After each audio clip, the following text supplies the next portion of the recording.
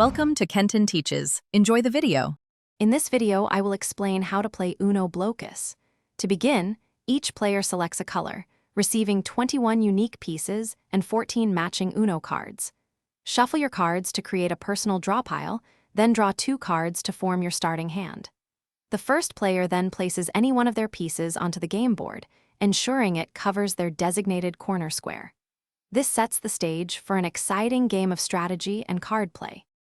After the initial setup, each turn involves 3 steps. First, play 1 card from your hand to your discard pile, following its action. Next, place one of your colorful pieces onto the board. Remember, your new piece must connect to one of your existing pieces of the same color, but only at the corners. Pieces of different colors, however, can touch along their edges. Finally, draw 1 new card to replenish your hand. Uno Blokus introduces special action cards that can dramatically alter gameplay. Skip cards make the next player miss their turn, while reverse cards switch the direction of play.